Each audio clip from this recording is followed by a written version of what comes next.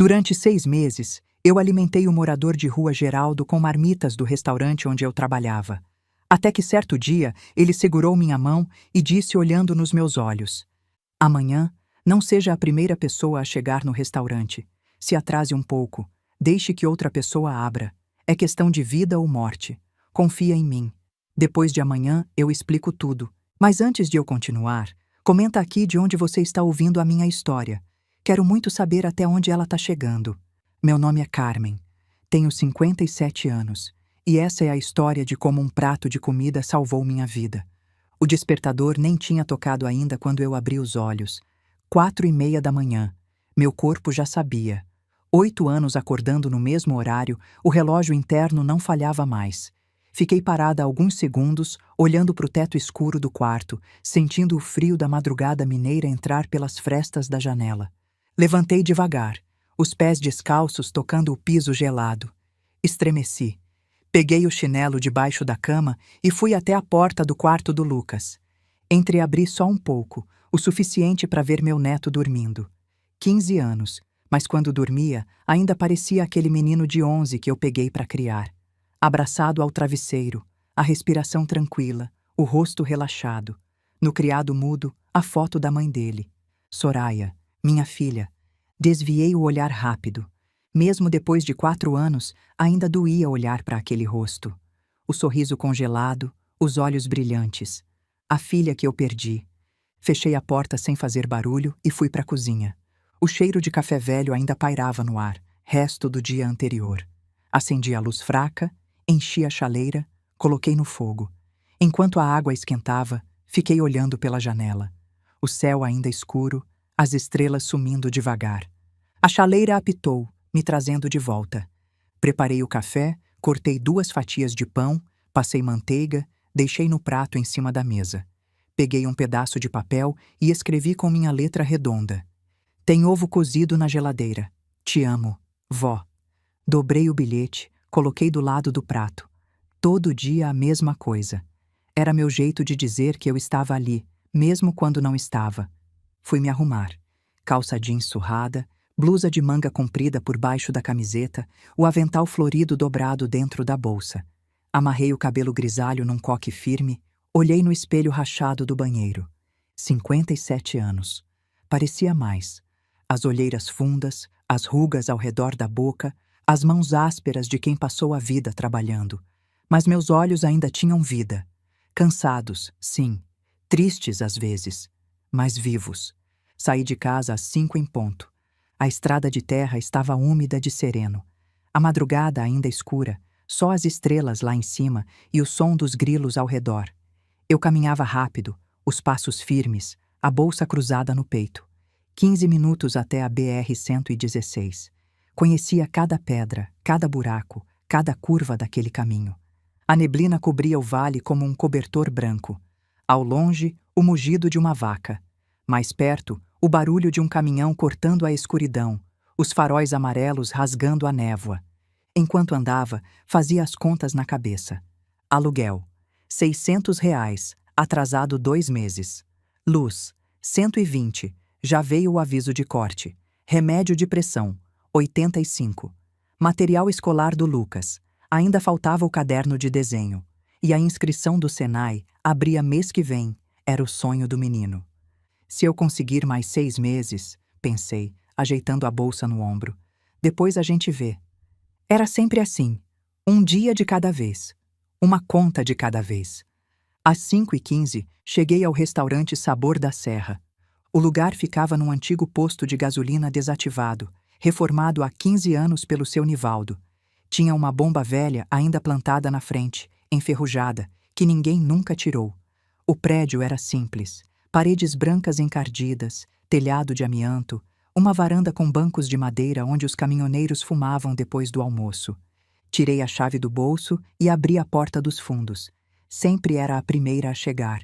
8 anos assim. Acendi as luzes da cozinha, o zumbido das lâmpadas fluorescentes enchendo o silêncio.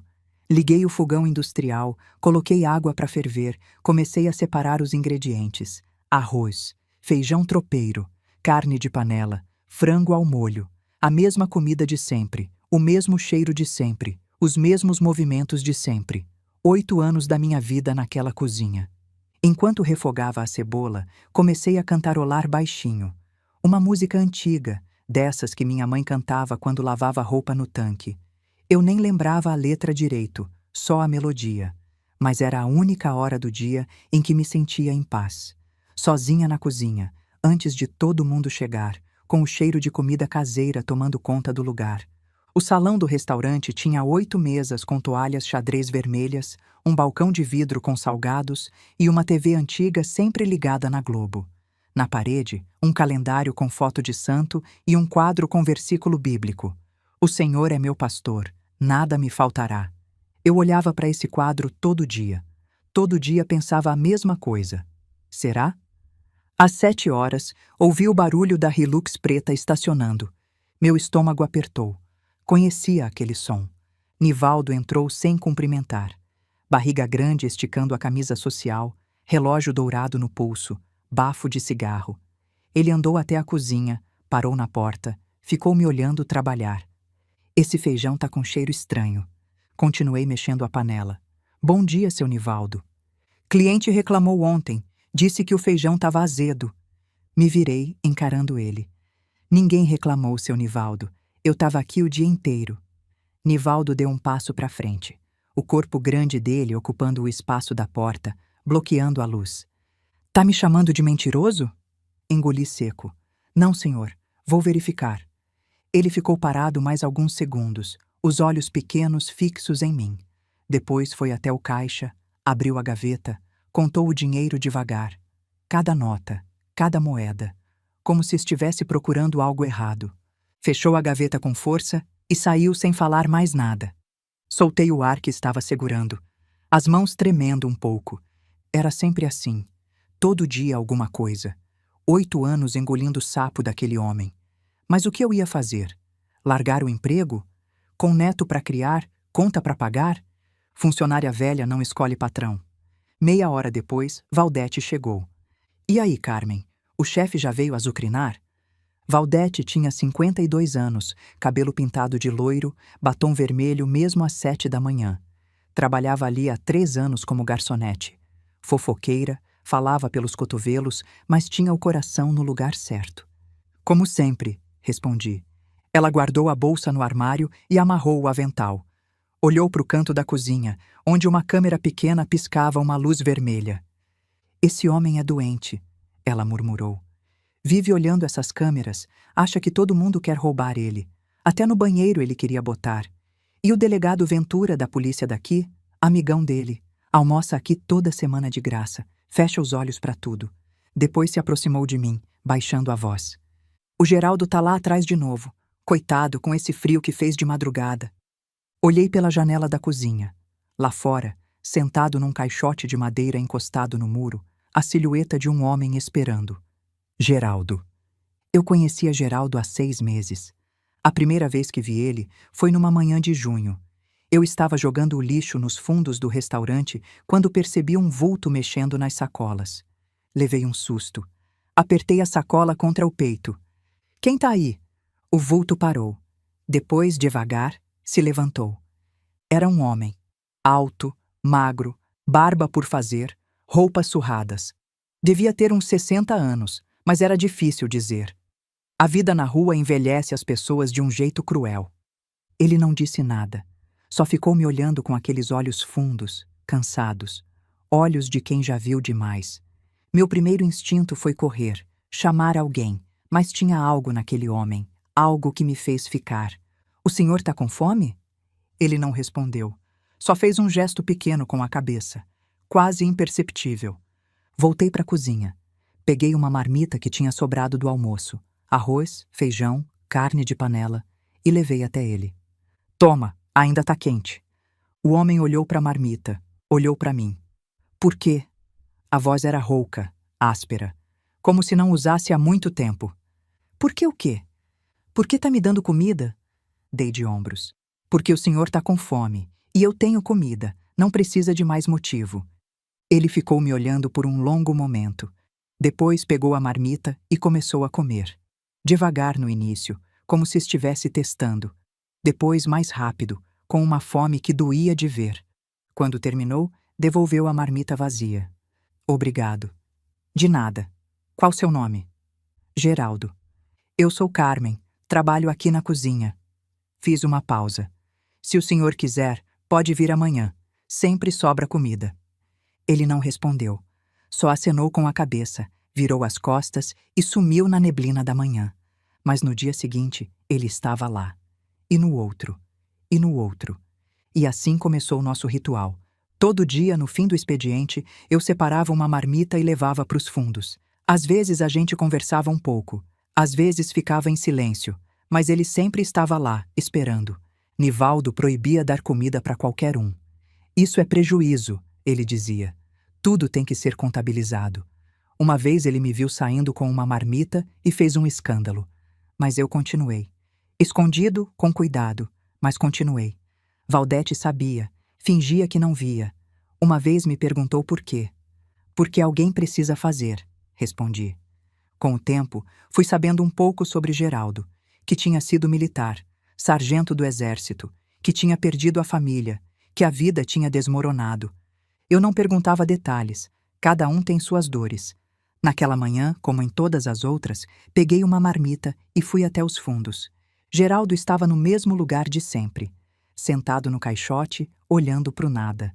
Quando me viu, fez aquele aceno de cabeça que eu já conhecia. Bom dia, seu Geraldo. Bom dia, dona Carmen. Entreguei a marmita. Ele abriu, começou a comer. Tá frio hoje, eu disse, só para quebrar o silêncio. Ele acenou. O senhor tá tossindo, eu disse. Esse frio não tá ajudando. Já passei por coisa pior. Ficamos em silêncio por um momento. Eu encostada no muro, ele comendo. O sol começando a nascer, pintando o céu de laranja. A senhora é boa demais para esse lugar, ele disse de repente. Olhei para ele surpresa. Era raro Geraldo falar assim. Como assim? Esse restaurante, esse patrão, a senhora merecia coisa melhor. A gente nem sempre tem o que merece, seu Geraldo. Ele me olhou com aqueles olhos fundos, olhos que já tinham visto demais. Às vezes a gente tem mais do que imagina. Não entendi o que ele quis dizer, mas guardei a frase. O dia passou como sempre. Almoço cheio, cozinha quente, Nivaldo aparecendo de vez em quando para reclamar de alguma coisa. Às 6 da tarde, Cícero apareceu. Cícero era caminhoneiro. 50 e poucos anos, bigode grosso, braços de quem carregou carga a vida inteira. Passava pelo restaurante toda semana, na rota entre São Paulo e Belo Horizonte. Sempre pedia o mesmo, prato feito com dobro de arroz. Dona Carmen, a senhora não cansa de fazer comida boa? Sorri. Canso, Cícero, mas é o que eu sei fazer. Ele ofereceu carona até a cidade. Aceitei. Não caminhão, ele puxou conversa. A senhora não cansa do Nivaldo? Todo mundo sabe como ele trata a senhora. E o que eu vou fazer, Cícero? Tenho neto para criar, conta para pagar. Mas a senhora merecia coisa melhor. A gente nem sempre tem o que merece. Ele me deixou na entrada da cidade. Fui para casa a pé. Lucas estava fazendo o dever. Preparei a janta, arrumei a casa, coloquei ele para dormir. E fui deitar, exausta. Os dias foram passando. Rotina de sempre. Acordar às 4h30, trabalhar até às 6, voltar para casa, cuidar do Lucas, dormir, repetir. Até que uma noite tudo mudou. Era quinta-feira. O restaurante já tinha fechado. Eu estava terminando de limpar a cozinha quando lembrei que tinha esquecido de descer no depósito para verificar o estoque de farinha. Desci a escada estreita. O depósito ficava no subsolo do restaurante. Um lugar escuro, úmido, cheio de prateleiras de madeira velha. Sacos de arroz, feijão, farinha. Caixas de óleo, latas de conserva. Acendi a luz fraca, uma lâmpada solitária pendurada no teto. Fui até o fundo, onde ficava a farinha. Mas quando passei pelos fundos das prateleiras, tropecei em algo. Uma caixa. No chão, atrás das prateleiras, escondida. Estranhei. Aquela caixa não estava ali antes. Agachei, puxei a caixa, pesada, abri a tampa e gelei. Dentro da caixa, embrulhados em plástico preto, tinha pacotes. Muitos pacotes. Brancos, retangulares, compactos. Não podia ser. Olhei ao redor. Tinha mais caixas. 5, 6. escondidas atrás dos sacos de arroz, empilhadas no canto escuro onde ninguém olhava. Abri outra. Mais pacotes brancos, e numa terceira caixa, no fundo, algo diferente. Metal, frio, pesado, armas, pistolas embrulhadas em pano, revólveres, munição em caixas menores. Meu coração disparou. Larguei tudo. Fechei as caixas. Empurrei de volta para o lugar, as mãos tremendo tanto que quase derrubei uma prateleira. Subi a escada correndo. Apaguei a luz. Peguei minha bolsa e saí pelos fundos. Nem olhei para trás. Caminhei pela estrada escura, o coração batendo tão forte que eu achava que ia explodir. Armas, drogas, no depósito do restaurante. Nivaldo, era do Nivaldo, tinha que ser. O restaurante era fachada. Fachada para tráfico. E eu tinha visto. E enquanto andava pela estrada escura, a memória veio, sem aviso, sem pedir licença. A última noite que vi Soraya viva. 3 da manhã. Eu estava dormindo quando ouvi o barulho. A porta da frente abrindo, passos cambaleantes, algo caindo no chão. Levantei da cama, o coração disparado. Fui até a sala. Soraya estava ali, encostada na parede, os olhos vidrados. A roupa suja, o cabelo desgrenhado, o cheiro de álcool e suor. Drogada. De novo. Mãe. Soraya. Que horas são? Onde você estava? Por aí. Ela deu um passo, cambaleou. Preciso de dinheiro. Dinheiro para quê? Para resolver umas coisas. Eu sabia para que era o dinheiro. Sempre sabia. Não. Como assim não? Não vou te dar dinheiro. Não para isso. A discussão que veio depois foi a pior da minha vida. Gritos, acusações, lágrimas. Você nunca me entendeu, Soraya gritou. Nunca. Você só sabe criticar, julgar. Eu sou sua mãe. É minha obrigação. Sua obrigação é me amar. É isso que mãe faz. E eu amo. Por isso que eu tô falando isso. Não parece amor. Parece nojo. Aquela palavra me atingiu como um tapa. Soraya. Eu vi a sua cara quando eu entrei. Vi o jeito que você olhou para mim. Com nojo. Com vergonha. Ela olhou para mim com um ódio frio. Você tem vergonha de mim, mãe. Admite. Fiquei em silêncio. Eu devia ter dito que não. Eu devia ter abraçado ela, dito que amava ela. Mas eu estava cansada, cansada demais. Anos tentando, anos falhando. E no cansaço, eu disse a coisa errada. Às vezes eu tenho vergonha sim. O rosto de Soraya mudou. Foi como se eu tivesse apagado algo dentro dela. Então tá. A voz dela saiu fria. Pelo menos agora eu sei. Soraya, não foi isso que eu quis dizer. Foi sim, foi exatamente isso. Ela foi até a porta. Adeus, mãe. Soraya, Soraya. A porta bateu, e eu fiquei parada no meio da sala, o coração disparado, as mãos tremendo. Sacudi a cabeça, afastando a memória. Não era hora de pensar nisso. Não agora. Cheguei em casa tremendo. Lucas já estava dormindo. Graças a Deus. Fui pro banheiro, tranquei a porta, sentei no chão frio e chorei. Chorei de medo. De não saber o que fazer. Se eu contasse para alguém, Nivaldo ia descobrir. E eu ia morrer. Se eu ficasse quieta, será que ele ia descobrir que eu vi? Passei a noite em claro. Na manhã seguinte fui trabalhar. O que mais eu podia fazer? Faltar seria suspeito. Cheguei às 5h15. Abri a porta. Acendi as luzes. Tudo normal. Tudo como sempre. Mas meu coração batia tão forte que eu achava que todo mundo podia ouvir. Os dias seguintes foram um inferno. Cada vez que Nivaldo aparecia, eu esperava o pior. Mas ele não disse nada.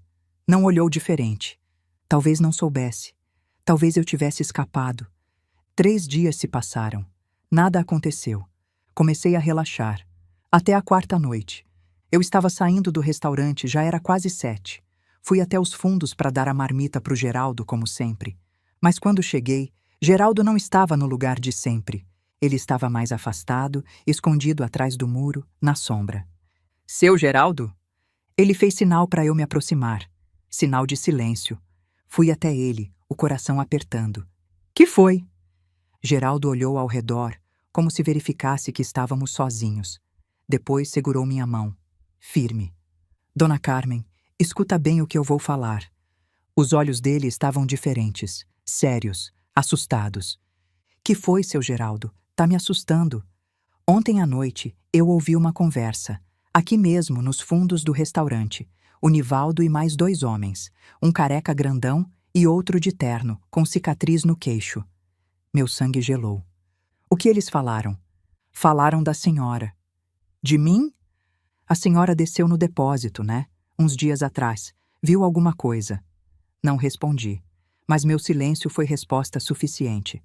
Geraldo apertou minha mão. Eles sabem, dona Carmen. Tem câmera lá embaixo. Eles viram a senhora abrindo as caixas. O mundo girou. O que eles vão fazer? Geraldo engoliu seco. Vão fazer parecer assalto.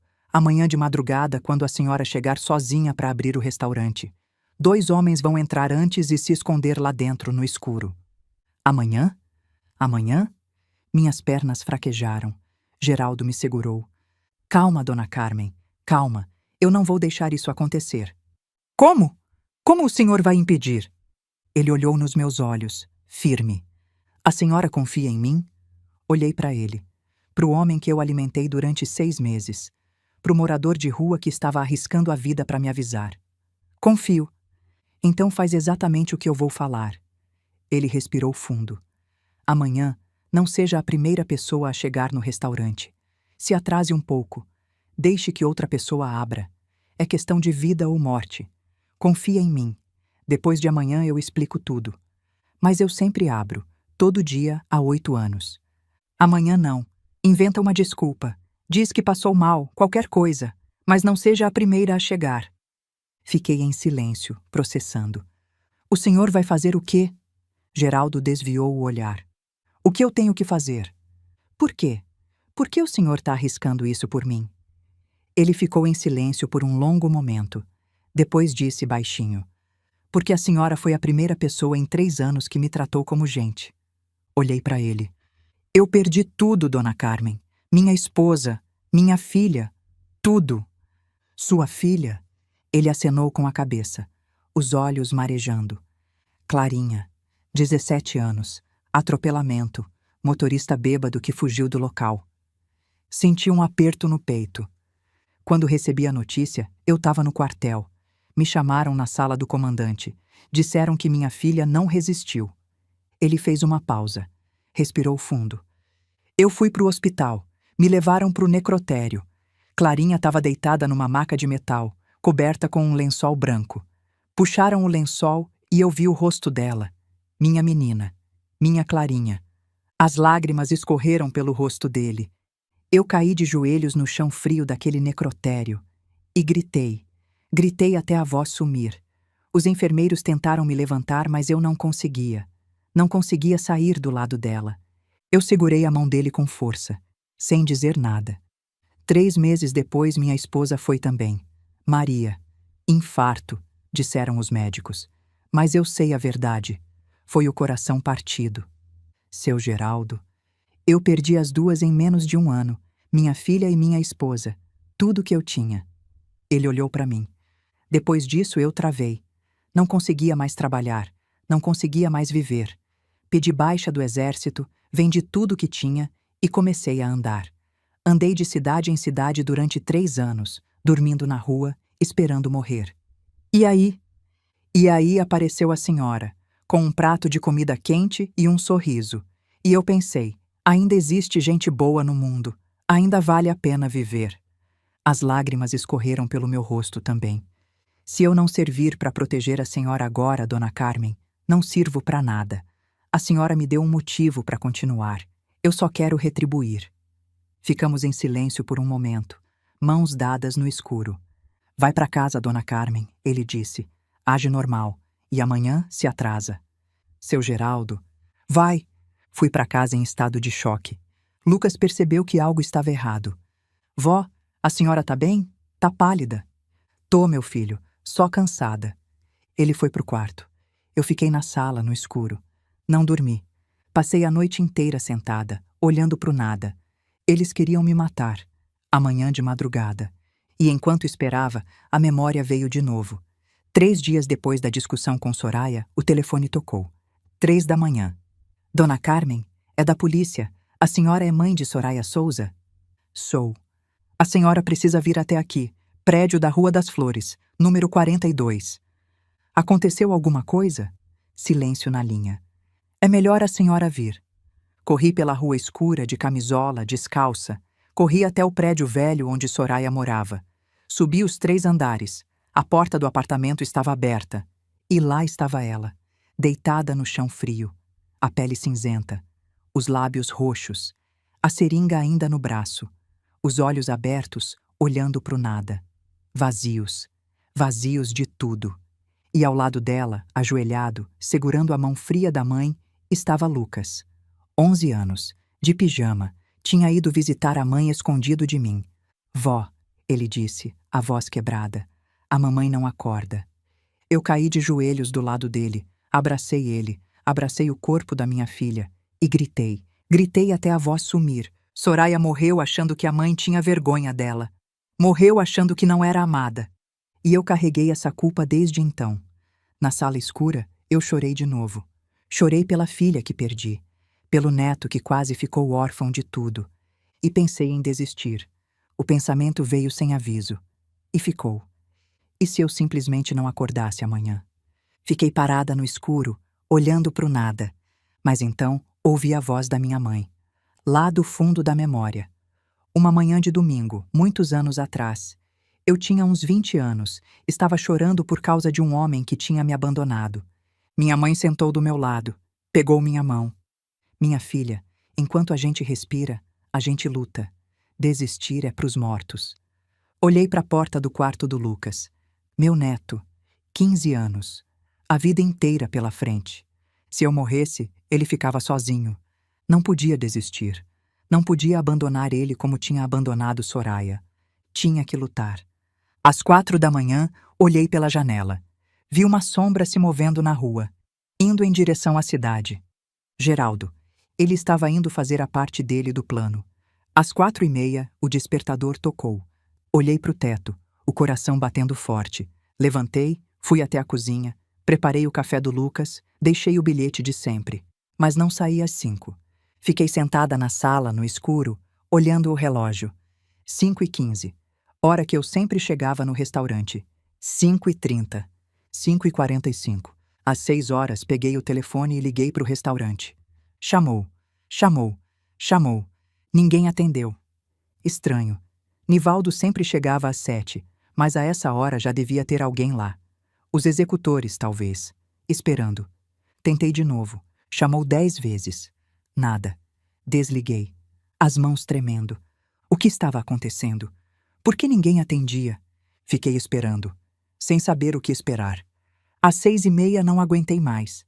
Saí de casa. Caminhei devagar pela estrada de terra. O sol já tinha nascido. O frio da madrugada já tinha passado. Não era mais a escuridão perigosa das 5 da manhã. Mas meu coração batia forte. Não sabia o que ia encontrar. Quando cheguei perto do restaurante, vi algo estranho.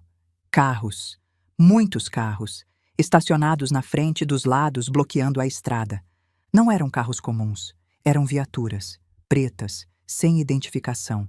E uma van grande com antena no teto. Meu coração disparou. Cheguei mais perto. Tinha gente por toda parte. Homens de colete preto com as letras PF nas costas. Polícia Federal. E na frente do restaurante, algemado, sendo colocado numa viatura, estava Ademar, o careca, o capanga de Nivaldo. Olhei para o lado. Outra viatura. E dentro dela, também algemado, um homem de terno com cicatriz no queixo. Uma mão tocou meu ombro. Dei um pulo. Dona Carmen? Era um homem de terno, uns 50 anos, cabelo grisalho, bigode bem aparado. Mostrou uma carteira. Delegado Malaquias, Polícia Federal. A senhora trabalha aqui? Trabalho. Sou cozinheira. A senhora é Carmen Souza? Sou. Ele me olhou com atenção. A senhora é uma mulher de muita sorte. Se tivesse chegado no horário de sempre, não estaria viva agora. Minhas pernas fraquejaram. O delegado me segurou pelo braço. Calma, vem, senta aqui.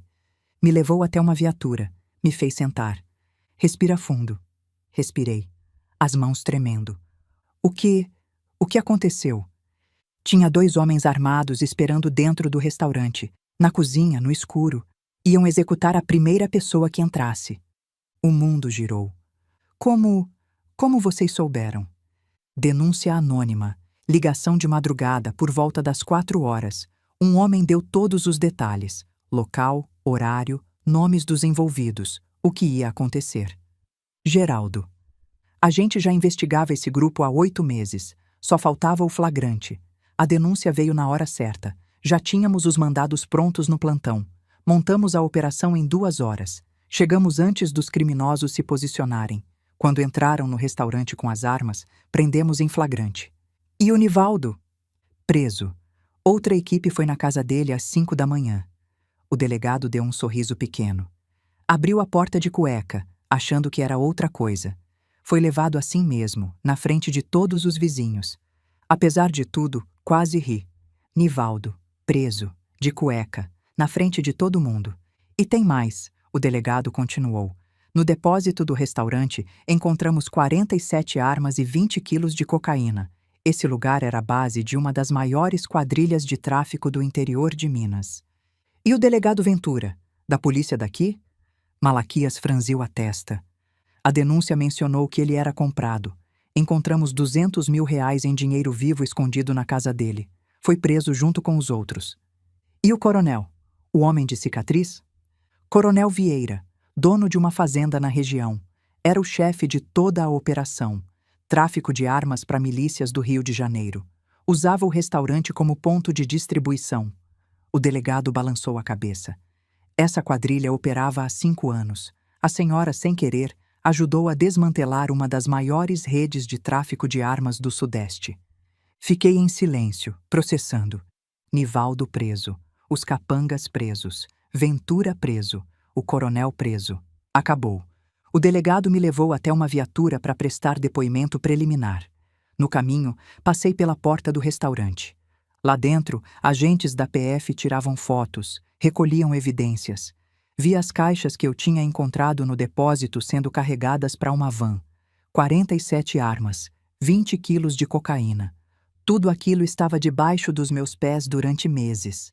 Enquanto eu cozinhava, enquanto eu servia prato feito para os caminhoneiros, embaixo do chão tinha um arsenal. E eu quase morri por ter descoberto. Dona Carmen? Era Valdete. Ela veio correndo, os olhos vermelhos de chorar.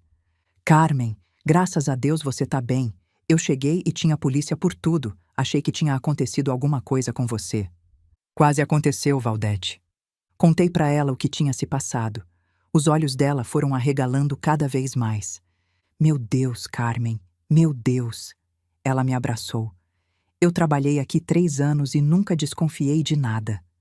Nem eu. 8 anos. E aquele mendigo, o Geraldo, ele que salvou você. Ele mesmo. Valdete balançou a cabeça. A gente nunca sabe quem são os anjos, né? Não respondi. Só pensei em Geraldo. Onde ele estaria agora?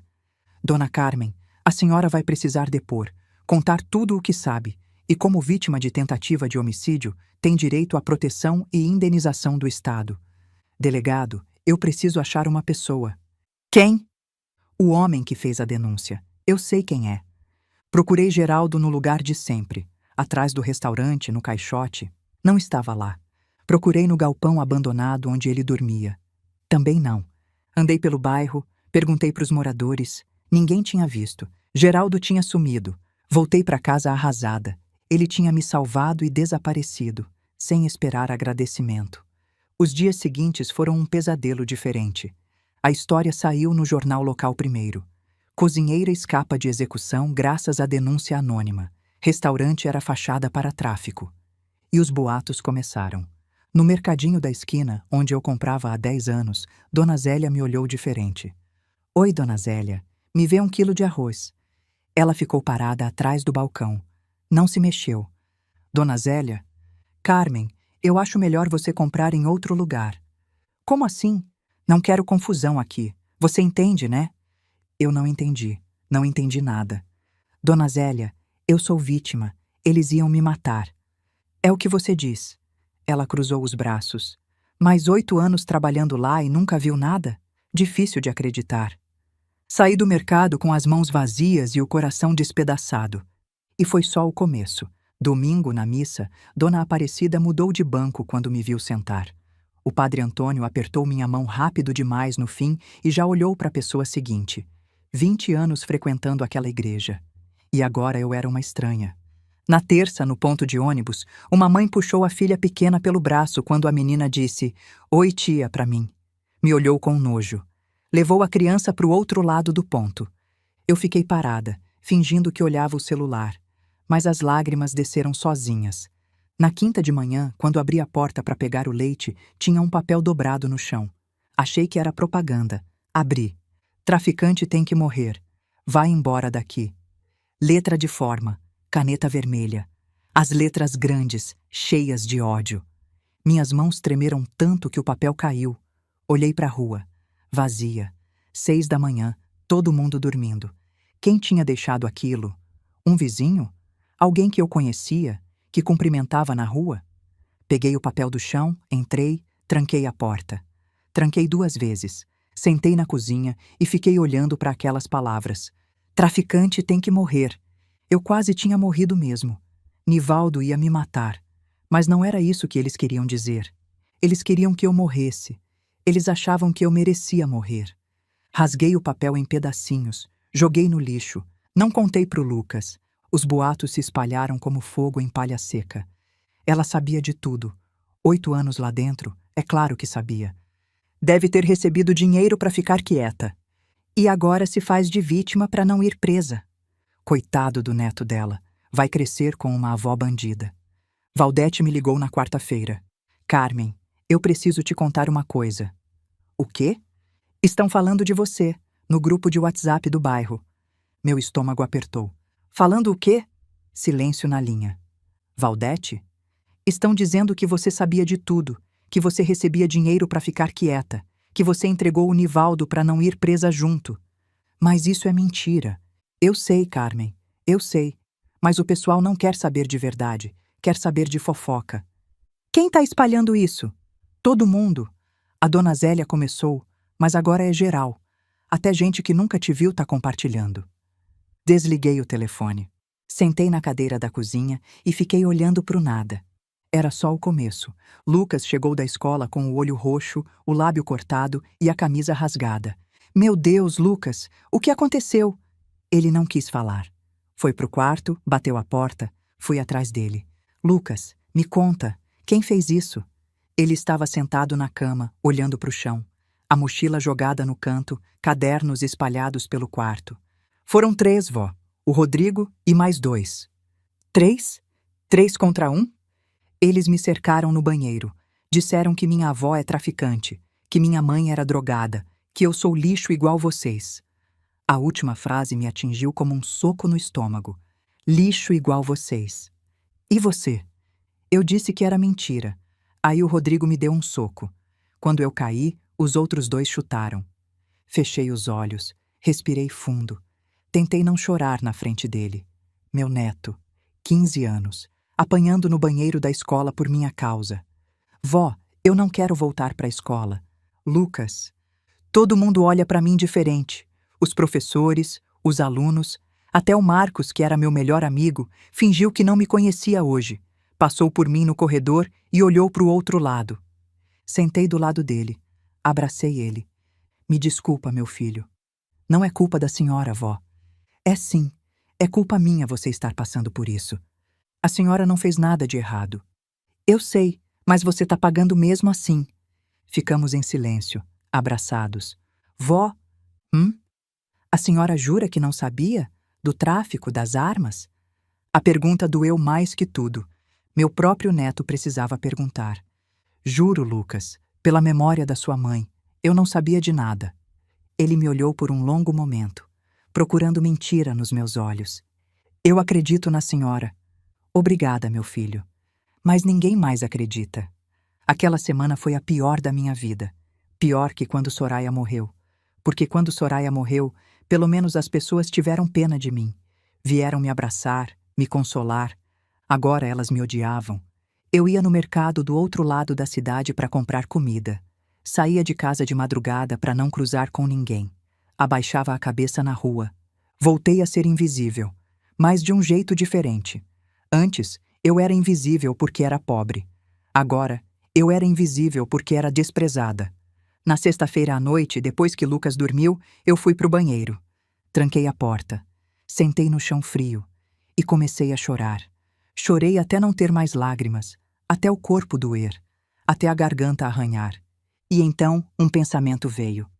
E se eu simplesmente parasse? Não de me matar, não era isso, mas de lutar, de tentar, de fingir que ia ficar tudo bem. E se eu simplesmente fosse embora? Podia pegar o Lucas, ir para outra cidade, recomeçar do zero. Lugar onde ninguém me conhecesse. Lugar onde ninguém soubesse. Mas recomeçar do zero aos 57 anos? Com que dinheiro? Com que força? Fiquei olhando para o teto do banheiro. As manchas de umidade, a tinta descascando, a lâmpada fraca. Eu não aguento mais, disse em voz alta, pro silêncio, para mim mesma. Eu não aguento mais. E então ouvi a voz da minha mãe. Não de verdade. Era a memória. Mas era tão clara que parecia que ela estava ali do meu lado. Minha filha, enquanto a gente respira, a gente luta. Desistir é pros mortos. Minha mãe, que criou 6 filhos sozinha depois que meu pai foi embora, que lavou roupa para fora, que passou fome pra gente comer, que nunca reclamou de nada. Ela nunca desistiu. Morreu aos 70 anos com as mãos calejadas e o coração em paz. E eu ia desistir?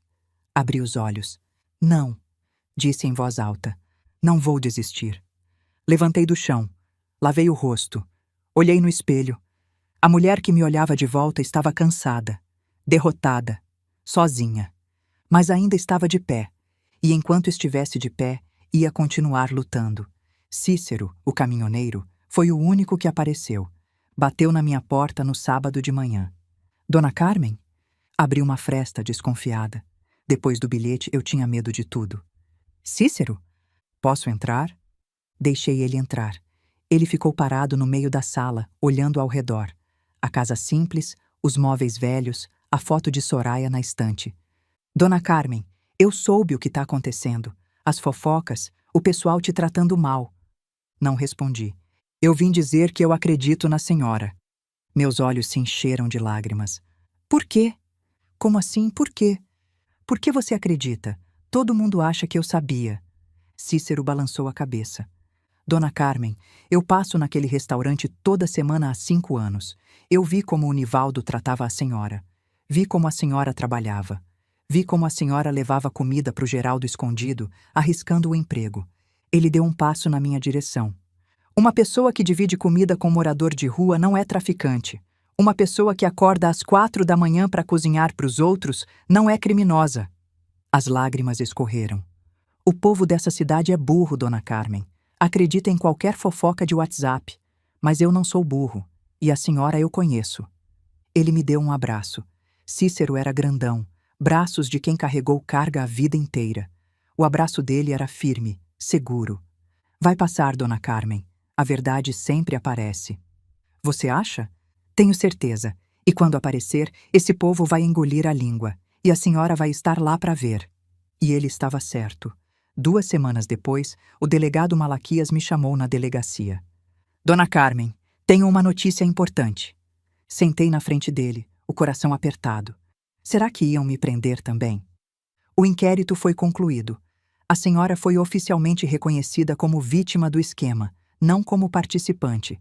Temos provas de que a senhora descobriu o depósito por acidente e que Nivaldo ordenou sua execução exatamente por isso. Soltei o ar que estava segurando.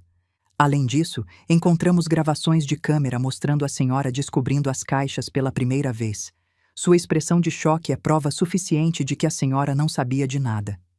Então a senhora está completamente limpa e, como vítima de tentativa de homicídio, tem direito à indenização. Saí da delegacia e chorei no meio da rua. Chorei de alívio, de raiva, de tudo. A notícia se espalhou tão rápido quanto os boatos. Ela era vítima mesmo, iam matar ela. Coitada, e a gente tratando ela mal. Eu sempre soube que ela era inocente. Mentira. Ninguém sempre soube. Todo mundo duvidou. Dona Zélia, do mercadinho, apareceu na minha porta. Carmen, minha filha, eu vim pedir desculpa. Eu não devia ter tratado você daquele jeito. Olhei para ela. A mesma mulher que me expulsou da loja. Tudo bem, dona Zélia. Você me perdoa? Fiquei em silêncio por um momento. Eu perdoo, mas eu não esqueço. Ela abaixou a cabeça sem jeito. Eu entendo. E assim foram chegando, uma por uma. As mesmas pessoas que tinham virado as costas, todas querendo perdão. Eu perdoava, mas não esquecia. Nunca mais seria a mesma coisa. Uma semana depois de Lucas voltar para a escola, eu fui chamada pela diretora. Meu coração disparou. O que tinha acontecido agora? Cheguei na escola com medo. A secretária me olhou diferente, não com desprezo, com curiosidade. A senhora é a avó do Lucas? Sou. A diretora está esperando. Entrei na sala. Dona Marta, a diretora, me mandou sentar. Dona Carmen, eu preciso mostrar uma coisa para a senhora. Ele brigou de novo? Não, ele fez um discurso. Um discurso? Dona Marta virou a tela do computador para mim. Era um vídeo. Lucas estava de pé na frente da sala de aula. A professora de português tinha pedido para cada aluno falar sobre uma pessoa que eu admiro. Lucas olhou para frente e começou a falar. Um colega estava filmando. A pessoa que eu mais admiro é a minha avó Carmen. No fundo da sala, alguém riu baixinho. Meus olhos se encheram de lágrimas. Lucas continuou, ignorando a risada. Minha avó acordava às 4:30 da manhã para ir trabalhar, todo dia, durante 8 anos. Que dramático, alguém murmurou. A professora fez shh. Lucas não parou. Ela trabalhava num restaurante onde o patrão gritava com ela, humilhava ela, tratava ela como lixo, e ela aguentava calada, porque precisava do dinheiro para me criar. O silêncio começou a pesar. Minha mãe morreu quando eu tinha 11 anos, overdose. Alguém no fundo engasgou. Minha avó me pegou para criar sem pensar 2 vezes. Ela vendeu tudo que tinha para eu ter comida, roupa, material escolar. Ela passou fome para eu comer. Lucas olhou para o fundo da sala, para o lugar de onde tinha vindo a risada. Semana passada, 3 de vocês me bateram no banheiro. Vocês disseram que minha avó era traficante. Vocês disseram que minha mãe era drogada. Vocês disseram que eu sou lixo igual elas. Silêncio absoluto. Ninguém mais ria. Minha avó quase morreu. A voz dele subiu. Ela descobriu as drogas no restaurante e o patrão mandou matar ela. Ela quase foi assassinada. E vocês acham que ela era cúmplice? A professora deu um passo para frente. Lucas, talvez seja melhor. Não, deixa eu terminar. Ela parou. Lucas respirou fundo. Vocês não conhecem ela. Vocês acreditaram em fofoca de WhatsApp. Vocês repetiram o que ouviram sem pensar. Pausa. Minha avó é a pessoa mais honesta que eu conheço.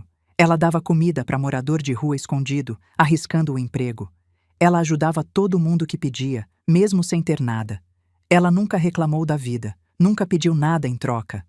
Ele ergueu a cabeça. E eu tenho orgulho de ser neto dela. Mais orgulho do que vocês vão ter de qualquer coisa na vida de vocês. Silêncio. A professora estava chorando. O vídeo acabou. As lágrimas escorriam pelo meu rosto. Dona Marta desligou a tela. O vídeo viralizou, Dona Carmen. Tá em todo o grupo de WhatsApp da cidade. Já tem mais de 10.000 visualizações. Eu não consegui falar. Só chorava. Os meninos que bateram no Lucas vieram pedir desculpa ontem. Os 3. Chorando. E o Lucas? Ele disse que perdoava, mas que não esquecia. Sorri através das lágrimas. Meu neto, meu menino, me defendendo na frente de todo mundo. Lucas chegou da escola naquele dia com um sorriso. Vó, a senhora viu o vídeo? Vi, meu filho. A diretora me mostrou. A senhora ficou brava? Abracei ele, apertado. Eu fiquei orgulhosa, mais orgulhosa do que já fiquei de qualquer coisa na minha vida. O Rodrigo pediu desculpa, disse que foi idiota de acreditar nos boatos. E você perdoou? Ele pensou por um momento. Mais ou menos.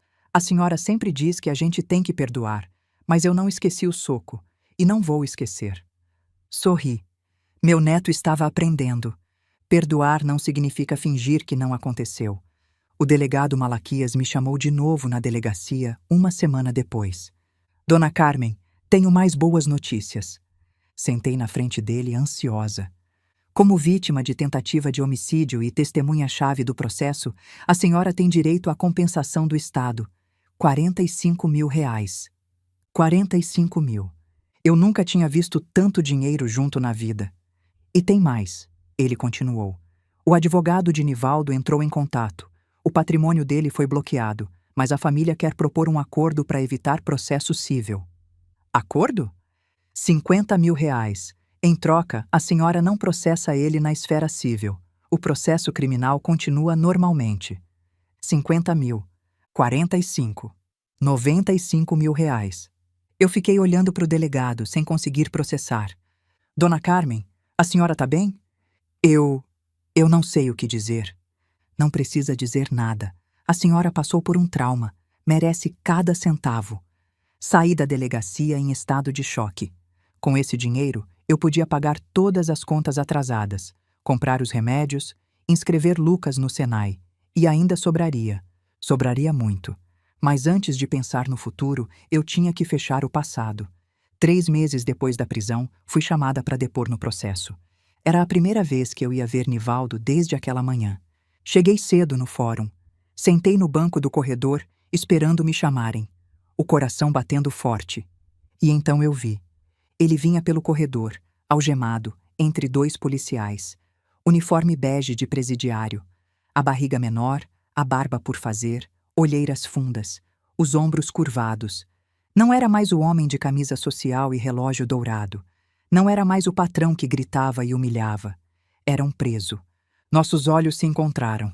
Nivaldo parou de andar. Os policiais pararam também. Ficamos nos olhando por um longo momento. Eu sentada no banco, ele algemado no meio do corredor. Vi raiva nos olhos dele.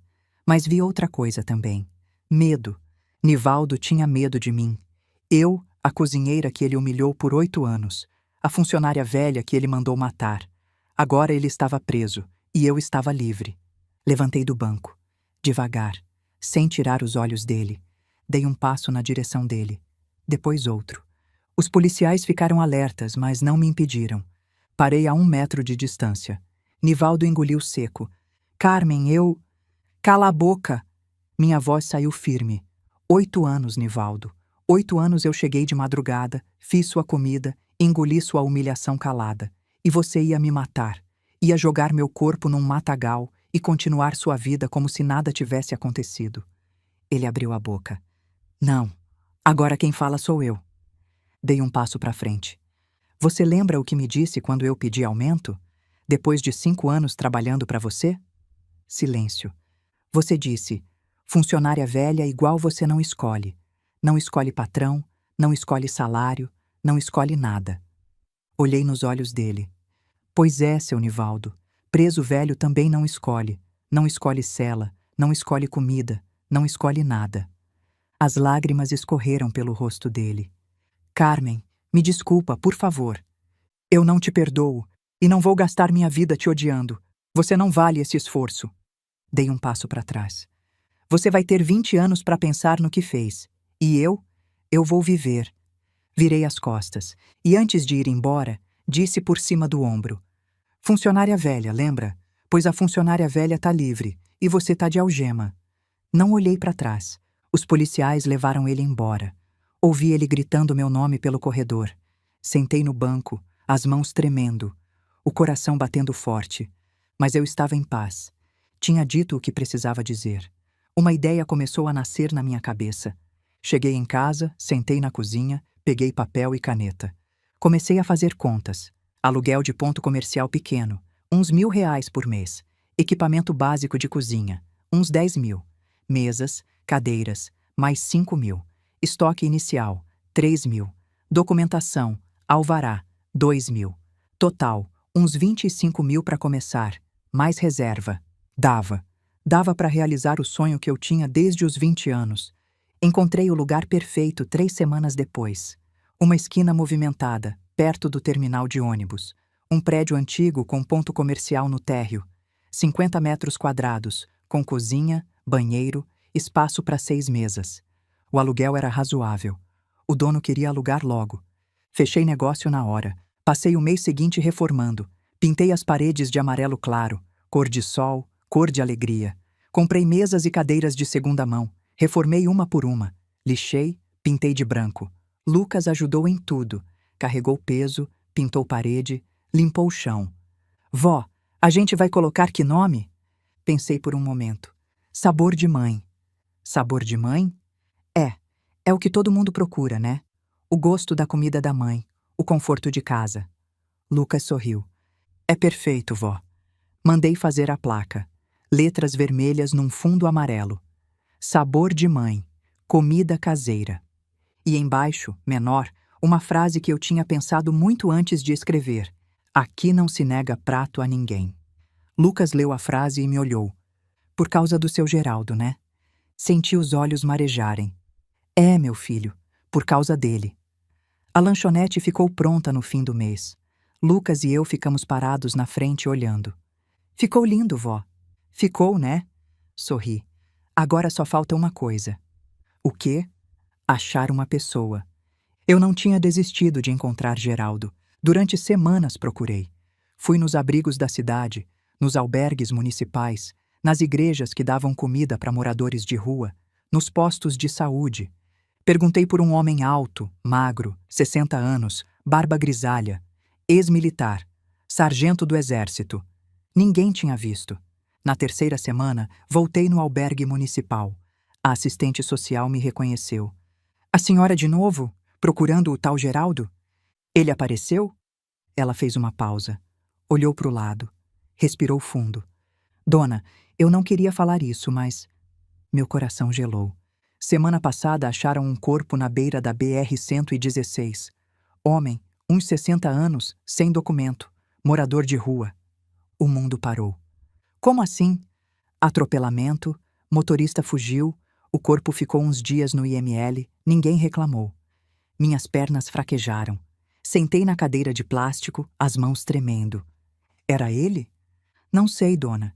Pode ser, pode não ser. A gente não tem como confirmar. Não tinha documento, não tinha nada. Ela me olhou com pena.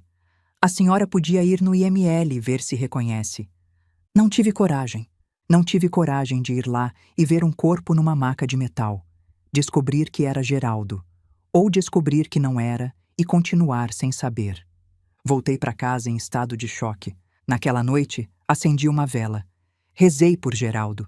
Pedi perdão por não ter agradecido direito. Por não ter dito o quanto ele significava para mim. E se fosse ele, o homem que salvou minha vida, morrendo sozinho na beira de uma estrada, atropelado, sem ninguém para chorar por ele. Eu chorei. Chorei a noite inteira. E carreguei aquele luto por semanas. A lanchonete abriu num sábado de manhã. Eu estava nervosa, as mãos tremendo enquanto preparava o primeiro café. Mas tinha um peso no peito que não saía. Geraldo devia estar ali. Devia ver isso. Os primeiros clientes foram vizinhos curiosos. Depois vieram conhecidos.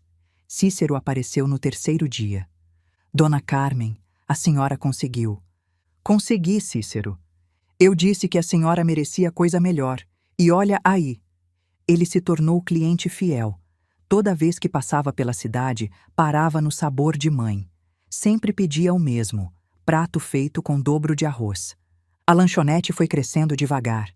A fama da comida se espalhou. Comida de mãe, as pessoas diziam. Gosto de casa. Mas eu ainda pensava em Geraldo, todo dia, no homem que morreu sem saber o quanto tinha mudado minha vida. Até que um dia, quase 2 meses depois da abertura, eu estava voltando do mercado com sacolas de compras. Passei pela Praça Central, bancos de cimento, árvores velhas, um coreto abandonado, e lá, sentado num banco, olhando para o nada, estava uma figura familiar. Alto, magro, barba grisalha. Meu coração parou. Não podia ser. Dei um passo, depois outro. As sacolas escorregando das mãos. O homem virou o rosto. Geraldo, vivo. As sacolas caíram no chão. Eu nem percebi. Corri até ele. Seu Geraldo! Ele levantou a cabeça. Quando me viu, arregalou os olhos. Dona Carmen? Seu Geraldo, onde o senhor se meteu? Eu procurei por toda parte. Faz 2 meses. Ele se levantou sem jeito, olhou para o chão. Eu achei melhor sumir, depois daquela noite. Sumir? Por quê? Não queria dar problema para a senhora. Se a polícia descobrisse que eu sabia de tudo, que eu estava lá, podiam achar que eu era cúmplice. Achei melhor sumir uns tempos. Mas o senhor disse que ia me explicar tudo depois de amanhã. Lembra? Ele abaixou a cabeça. Eu sei, me desculpa. Eu queria ter explicado. Mas quando vi a polícia chegando, achei melhor ir embora. Deixar a poeira baixar. E ficou esse tempo todo onde? Andando, dormindo em albergue, embaixo de ponte, do jeito que eu vivia antes. Seu Geraldo, o senhor salvou minha vida. A polícia sabe disso. Eu só fiz o que tinha que fazer. Olhei para ele. Para o homem que tinha perdido tudo. Esposa, filha, casa, dignidade. E ainda assim arriscou o que restava para salvar uma estranha. O senhor ligou para a Polícia Federal, de madrugada, deu todos os detalhes, arriscou tudo. Ele desviou o olhar. Eu ouvi a conversa deles, Dona Carmen. Não podia deixar a senhora morrer. A senhora foi boa para mim. Eu tinha que fazer alguma coisa. Por quê? Por que fez isso por mim? Geraldo ficou em silêncio por um longo momento, os olhos fixos em algum ponto distante. Depois disse baixinho: porque a senhora me enxergou. Senti os olhos marejarem. Todo dia, durante 6 meses, a senhora me trouxe comida, sem pedir nada, sem querer nada em troca. A senhora olhava para mim e via uma pessoa, não um lixo. As pessoas passam por morador de rua como se fosse poste. A senhora parava, perguntava meu nome, dizia bom dia. Ele finalmente me olhou. Eu passei 3 anos esperando morrer. E aí apareceu a senhora com um prato de comida quente. E eu pensei, ainda existe gente boa no mundo. Ainda vale a pena. Uma lágrima escorreu pelo meu rosto. Seu Geraldo. Se eu não servisse para proteger a senhora, Dona Carmen, não servia para nada. A senhora me deu um motivo para continuar. Eu só retribuí. Fiquei em silêncio, sem palavras, as lágrimas escorrendo. Então fiz a única coisa que parecia certa. Vem comigo. Para onde? Quero te mostrar uma coisa. Peguei as sacolas do chão e comecei a andar. Geraldo veio atrás, sem entender. Caminhamos em silêncio até a esquina perto do terminal. Parei na frente do prédio. Apontei para a placa. Sabor de mãe. Comida caseira. Geraldo olhou para o prédio, para as mesas através da vitrine, para a placa amarela com letras vermelhas. A senhora abriu um restaurante? Lanchonete. Pequena, simples, mas minha. Ele ficou olhando por um longo momento. É bonito, Dona Carmen. Muito bonito. Sabe o que está faltando? O quê? Funcionário. Ele me olhou sem entender. Seu Geraldo, eu quero que o senhor venha trabalhar comigo. Silêncio. O quê? O senhor me salvou. Agora eu quero ajudar o senhor. Quero retribuir. Dona Carmen, eu sou morador de rua. Não tenho documento. Não tenho experiência em nada. Não tenho nada. A gente arruma documento. O delegado Malaquias disse que pode ajudar. O senhor é veterano, tem direito à aposentadoria militar. A gente regulariza tudo. Geraldo ficou parado, olhando para mim, os olhos cheios de algo que eu não conseguia identificar. Por que a senhora faz isso?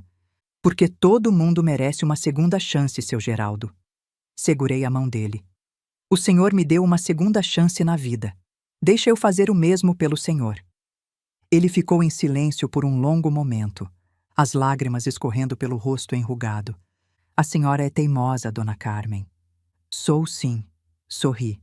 Então, aceita? Ele não respondeu com palavras. Só acenou com a cabeça, os olhos marejados. Aceito. Os primeiros dias foram estranhos. Geraldo não sabia como agir. Ficava parado no canto da cozinha, esperando ordens, como se ainda fosse o mendigo que recebia comida de favor. Seu Geraldo, o senhor não precisa ficar aí parado. Pode sentar, pode descansar. Não estou acostumado, Dona Carmen, a ficar dentro. Eu entendi. 3 anos na rua, 3 anos dormindo ao relento. Agora ele estava num lugar fechado, com luz elétrica, com banheiro. Vai no seu tempo, não tem pressa. Na primeira semana, levei ele até a delegacia. O delegado Malaquias tinha prometido ajudar com os documentos. Senhor Geraldo Ribeiro Mendes, Malaquias leu no computador. Sargento do Exército Brasileiro, 22 anos de serviço. 2 condecorações. Baixa por motivos pessoais. Geraldo ficou em silêncio, olhando para o chão. O senhor tem direito à aposentadoria militar, sabia? Nunca foi buscar. Eu não estava em condições. Entendo, mas agora está. Malaquias se virou para mim. Vou encaminhar os documentos. Em 2, 3 meses, o senhor Geraldo vai estar recebendo a aposentadoria. Atrasados incluídos.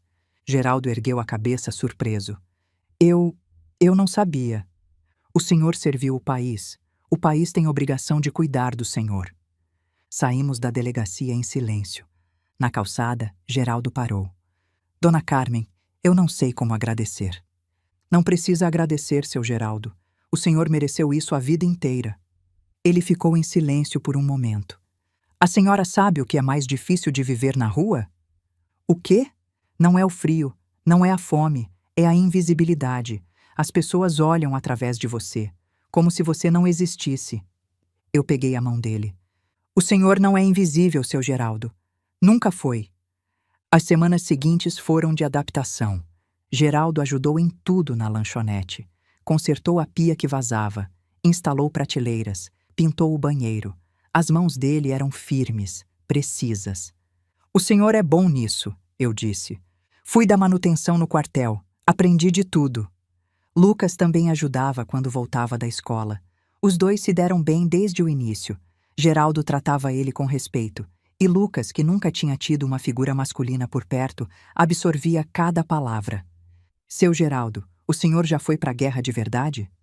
Já, no Haiti. Como é? Geraldo parou o que estava fazendo. É a pior coisa do mundo, Lucas. E a melhor também. Como assim?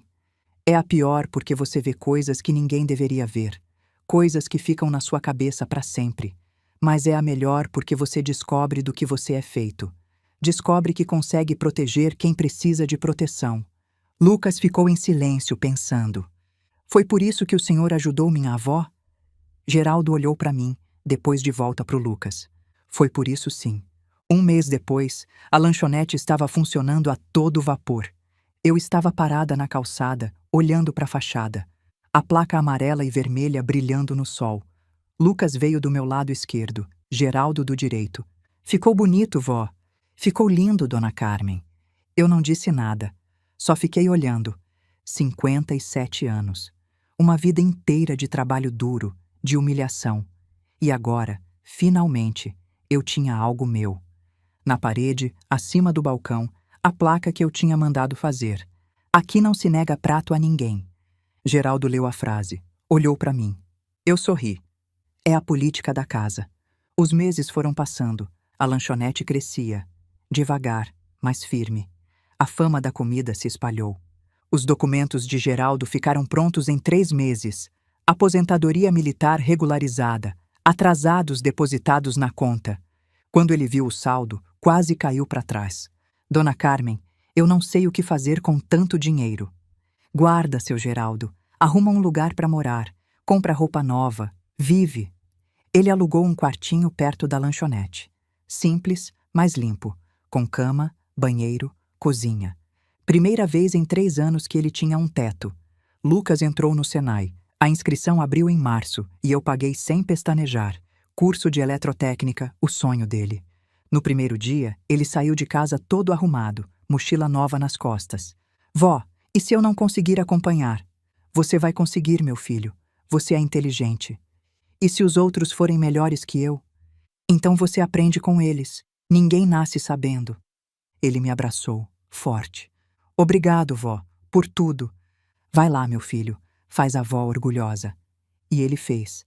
2 meses depois, chegou em casa empolgado. Vó, o professor disse que meu projeto de circuito ficou entre os 3 melhores da turma. Sério, meu filho? Sério? Ele disse que eu tenho talento. Eu abracei ele, as lágrimas escorrendo. Eu sempre soube, Lucas. Sempre soube. Um dia, Valdete apareceu na porta da lanchonete. Ela estava sem jeito, olhando para o chão. Carmen, eu sei que não tenho direito de pedir nada. Depois de tudo que aconteceu... O que você quer, Valdete? Trabalho. Depois que o restaurante fechou, ninguém me contrata. Todo mundo acha que eu estava envolvida. Olhei para ela. Você sabia das armas? Das drogas? Juro que não, Carmen.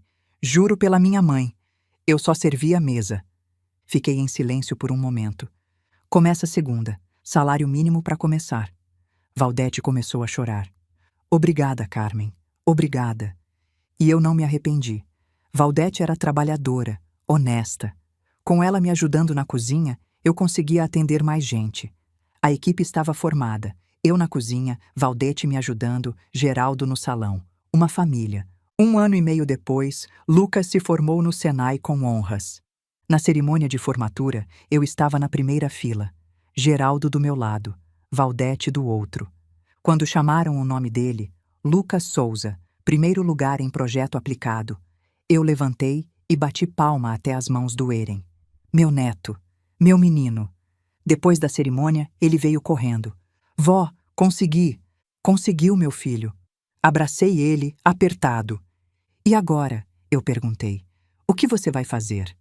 O professor me indicou para um estágio numa empresa de eletrônica. Começa o mês que vem. Meu Deus, Lucas, isso é maravilhoso. É, vó, e uma parte do salário eu vou dar para a senhora. Não precisa, meu filho. Precisa sim. A senhora cuidou de mim a vida inteira. Agora é minha vez de cuidar da senhora. Olhei para ele, para o homem que ele tinha se tornado. Sua mãe ia ficar muito orgulhosa, Lucas. Ele ficou em silêncio, os olhos marejando. A senhora acha? Tenho certeza. Ele me abraçou de novo. Obrigado, vó, por não ter desistido de mim. Nunca, meu filho, nunca. Às vezes, à noite, quando a lanchonete já fechou e todo mundo foi embora, eu fico sozinha no salão. Olho para as mesas vazias, para o balcão limpo, para a placa na parede. E penso em tudo o que aconteceu. Penso em Soraya, na filha que eu perdi, na culpa que carreguei por tanto tempo. Mas agora a culpa é diferente. Não dói tanto, porque eu entendi uma coisa. Eu fiz o que podia. Ninguém consegue salvar quem não quer ser salvo. Soraya fez as escolhas dela. Eu cometi erros, sim, mas também amei. E às vezes o amor não é suficiente. E tá tudo bem. Penso em Nivaldo, no homem que me humilhou por 8 anos, que tentou me matar, que agora está preso, cumprindo 20 anos. Penso nas pessoas que viraram as costas para mim. Dona Zélia, que me expulsou do mercado. Os vizinhos que me olhavam com nojo. O moleque que bateu no meu neto. Todos pediram desculpa depois. Todos quiseram voltar a ser amigos. Eu perdoei, mas não esqueci. Porque perdoar não significa fingir que não aconteceu. Significa escolher não carregar o peso do rancor. E eu já carreguei peso demais na vida. Penso em Geraldo, no morador de rua que eu alimentei por 6 meses, que arriscou tudo para me salvar, que agora é meu funcionário, meu amigo, minha família. Penso em Cícero, o caminhoneiro que foi o único a aparecer quando todo mundo sumiu, que disse que acreditava em mim quando ninguém mais acreditava. Até hoje ele vem toda semana, e nunca paga. É ordem da casa. Penso em Lucas, no neto que eu criei sozinha, que apanhou na escola por minha causa, que mesmo assim nunca duvidou de mim, que agora é um homem formado, trabalhando, construindo o futuro dele. E penso em mim, na mulher que acordava às 4:30 da manhã, todo dia, que engolia a humilhação calada, que achava que não merecia nada melhor. Essa mulher sumiu. No lugar dela, tem uma dona de lanchonete, uma sobrevivente, uma pessoa que descobriu que merece ser feliz. A vida não é fácil, nunca foi, mas a vida também é bonita, principalmente quando a gente aprende a enxergar a bondade onde ela existe. Hoje de manhã, quando eu abri a lanchonete, Geraldo já estava lá, varrendo a calçada como faz todo dia. Bom dia, dona Carmen. Bom dia, seu Geraldo. Ele parou de varrer. A senhora sabe que dia é hoje? Pensei. Não lembrei de nada especial. Que dia? Faz 2 anos. 2 anos desde aquela manhã. Aquela manhã. A manhã em que eu deveria ter morrido. 2 anos, eu repeti, baixinho. 2 anos que a minha vida mudou. Olhei para ele, para o homem de 62 anos, cabelo grisalho, postura ereta, o militar que tinha voltado a existir. A sua vida mudou a minha também, seu Geraldo. Ele sorriu. A gente fez um bom negócio, então. Fizemos sim. Entramos na lanchonete juntos. No fim do expediente, fui até os fundos. Tinha um homem lá, sentado num caixote esperando. Jovem, uns 30 anos. magro, sujo, olhar perdido. Levei uma marmita até ele. Toma, ainda tá quente. Ele olhou para a comida, olhou para mim. Por quê? Porque você tá com fome. E eu tenho comida. Não precisa de mais motivo. O homem começou a comer, devagar no início, depois mais rápido. Quando terminou, devolveu a marmita. Obrigado. De nada. Qual seu nome? Ricardo. Eu sou Carmen. Se você quiser, pode vir amanhã. Sempre sobra comida. Ele me olhou por um longo momento. Por que você faz isso? Eu sorri. Porque alguém fez por mim uma vez e mudou minha vida. Voltei para dentro da lanchonete. Geraldo estava me esperando. Mais um? Mais um? Ele acenou com a cabeça. A senhora é uma boa pessoa, dona Carmen. Só tô passando para frente o que recebi, seu Geraldo. Fechamos a lanchonete juntos. Apaguei as luzes, tranquei a porta, olhei para a placa uma última vez. Sabor de mãe, comida caseira. E embaixo, aqui não se nega prato a ninguém. Fui para casa caminhando devagar. O céu estava cheio de estrelas. Pensei em tudo que tinha acontecido, em tudo que tinha mudado. E pensei na minha mãe, nas palavras que ela me disse tantos anos atrás. Enquanto a gente respira, a gente luta. Desistir é pros mortos. Eu não desisti. E agora eu vivo. Quando cheguei em casa, Lucas estava na sala. Oi, vó. Como foi hoje? Foi bom, meu filho. Foi muito bom. Sentei do lado dele. Lucas. Eu te amo, sabia? Ele me olhou. Eu também te amo, vó. Eu sei que eu não fui perfeita. Cometi erros. Com sua mãe. Com você. Vó, deixa eu terminar. Mas eu quero que você saiba que tudo que eu fiz, fiz por amor. Mesmo quando errei. Lucas pegou minha mão. Eu sei, vó. Eu sempre soube. Sua mãe, a Soraya, ela morreu achando que eu não amava ela. Eu não quero que você pense a mesma coisa. Eu nunca pensei isso, vó. Nunca. As lágrimas escorreram pelo meu rosto. Ela era difícil, vó. A minha mãe era muito difícil. Eu sei porque eu morei com ela. Eu vi. Mas eu devia ter... A senhora fez o que podia. Ninguém consegue salvar quem não quer ser salvo. Ele apertou minha mão. Mas a senhora me salvou, e eu sou grato por isso todo dia. Abracei meu neto, apertado, como se fosse a última vez, e como se fosse a primeira. Obrigada, meu filho. Obrigado, vó. Ficamos assim por um longo momento. Depois ele foi pro quarto e eu fui pro meu. Deitei na cama, olhei pro teto, pensei em Soraya, na foto dela que ainda ficava no criado mudo do Lucas. Eu cuidei dele, minha filha, eu disse pro silêncio. Cuidei como prometi. Ele tá bem. Ele vai ser feliz. Fechei os olhos e, pela primeira vez em muito tempo, dormi em paz, porque a bondade que a gente planta sempre volta. E a minha tinha voltado, multiplicada. Se você gostou dessa história, deixa seu like e se inscreve no canal. Ativa o sininho para não perder nenhum vídeo. E conta aqui nos comentários. Você já ajudou alguém que parecia não ter nada para oferecer em troca? O que aconteceu? Quero saber a sua história. Até o próximo vídeo.